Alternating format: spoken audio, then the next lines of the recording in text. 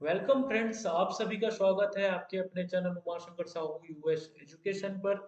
आज हम बात करेंगे CG TET 2022 paper first paper first पर्यावरण के बारे में अभी बात करेंगे।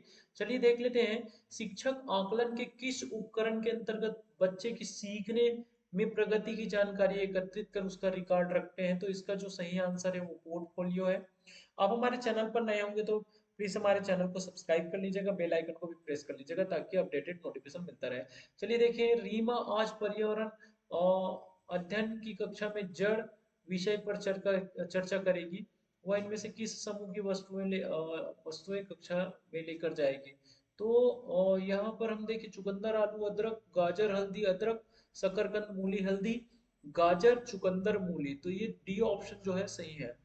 एक पारिस्थितिक तंत्र के अपघटक। तो ये पारिस्थितिक तंत्र के जो अपघटक है, अगर ये कार्बनिक पदार्थों को अकार्बनिक में बदल देते हैं। चलिए आगे देखें। पर्यावरण अध्ययन की कक्षा में बच्चों से खुले प्रश्न पूछने का मुख्य उद्देश्य ये रहता है कि बच्चों में अपसारी चिंतन का विकास करना।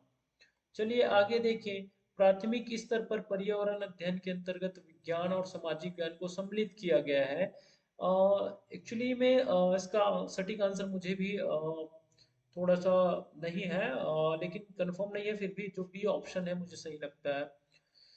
वन के पारिस्थितिक तंत्र में कवक को किस समूह में रखा गया है? कवक को जो है अपघटक के रूप में शामिल करके रखा गया है। चलिए, पृथ्वी अपने अक्ष पर एक घूर्णन करीब खाली स्थान में 24 घंटे में पूरा करते हैं। चलिए देखें आगे। सजियों में श्वसन से संबंधित अंग है। सजियों में श्वसन से जो संबंधित अंग है, गलफड़े, त्वचा, फेफड़ा जो है सही है। चलिए आगे देखें। निम्नलिखित में से कौन सा पर्यावरण का भौतिक घटक नहीं है? तो भौतिक घटक जो है वो कवक नहीं है। चलिए आगे देखिए। इनमें से कौन सा समूह प्राथमिक उपभोक्ता है? तो प्राथमिक उपभोक्ता कौन कौन है? गाय और खरगोश। नेक्स्ट देखें। इनमें से कौन सा प्राकृतिक और सामाजिक अंतःक्रिया का उदाहरण नहीं है? तो ये जो देखोगे, पेड़ को काटना, बांध का निर्माण करना, खुदाई करना, ये प्राकृतिक और सामाजिक है। नवीन विद्यालय प्रारंभ प्रारंभ करना है प्राकृतिक, नहीं होकर सामाजिक।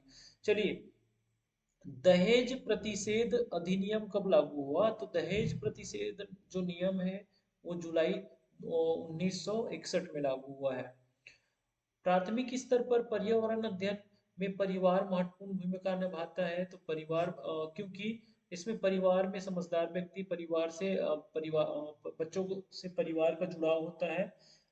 यह वास्तविक सीखने के अवसर उपलब्ध कराते हैं। परिवार और विद्यालय एक दूसरे से संबंधित होते हैं।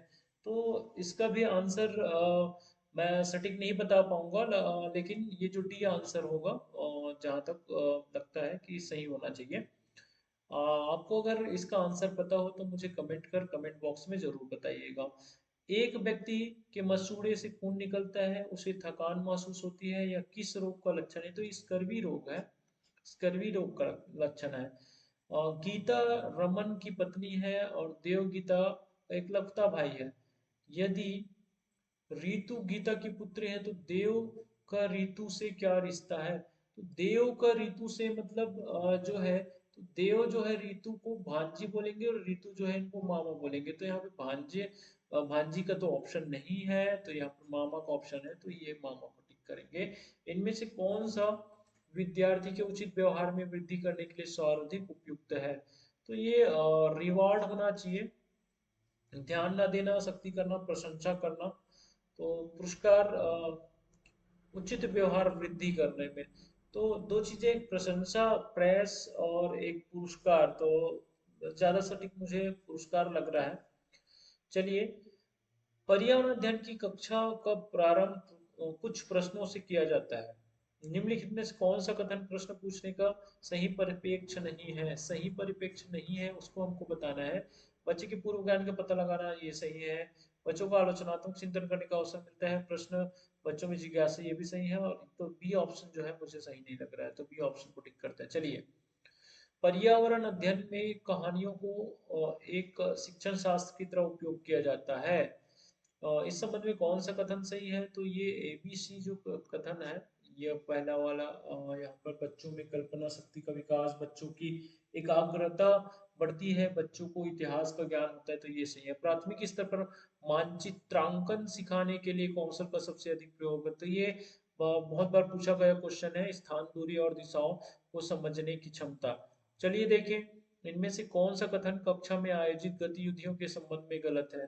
तो गतिविधि समूह में की जाती है, गतिविधि उत्सुकता जगाती है, गतिविधि में शिक्षक की भागीदारी न्यूनतम होना चाहिए, गतिविधि में चुनौती तत्व मौजूद होना चाहिए। तो गलत है, कहा है तो गतिविधि समूह में ही की जाती है, तो जो ये आंसर है वो सही आंसर। चलिए, भारत में लड़के व लड़कियों के विवाह के लिए कम से कम 21 वर्ष और 18 वर्ष। चलिए, पर्यावरण अध्ययन की कक्षा में शिक्षिका ने अदरक को तना कहा क्योंकि इसमें पर्व और पर्व संधिया होती है। इनमें से खाद्य श्रृंखला का सही क्रम कौन सा है? तो घास, लोमड़ी, खरगोश, घास, सांप, मेढक। तो सांप, मेढक जो है सांप को नहीं खाता है। अब देखें, घास, खरगोश और शेर, ये सही आंसर है।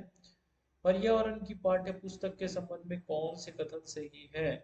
तो यहाँ पर कहा गया है पाठ्य पुस्तक में परिभाषाओं को शामिल किया जाने, बच्चों को खोज के अवसर देने चाहिए, तथ्यात्मक जानकारी के अधिकतर आलोचनात्मक चिंतन को बढ़ाते हैं, तो एबीसी सही है। चलिए, मच्छरों के द्वारा फैलने वाले रोगों के नाम। तो मच्छरों के द्वारा मलेरिया, डेंगू, चिकनगुनिया ये फैलते हैं। और नीचे दिए गए कथन के संबंध में सही विकल्प का चुनाव करें। ये सीखने में बाधा उत्पन्न कक्षा में बच्चों द्वारा की गई जो गलतियां होती है, वो क्या करते हैं? ये बच्चों को समस्या समाधान करने में सहायता करते हैं, तो ये जो आंसर मुझे सही लग रहा है। ये 147, निम्नलिखित में से कौन सी बीमारी रुके हुए पानी से हो सकती है? तो रुके हुए पानी से मलेरिया ही हो सकता है। चलिए आगे देखें, निम्नलिखित में से कौन सा कथन रचनावादी दृष्टिकोण के बारे में होती है?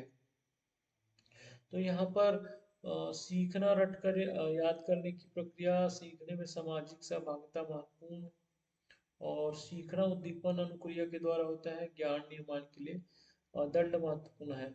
तो यहाँ पर मुझे लगता है निम्नलिखित में कौन सा कथन रचनावादी दृष्टिकोण के बारे में सही है? तो सीखने में सामाजिक सहभागिता महत्वपूर्ण है। चलिए आगे देखिए, इनमें से कौन सा पर्यावरण अध्ययन में रचनात्मक आकलन है?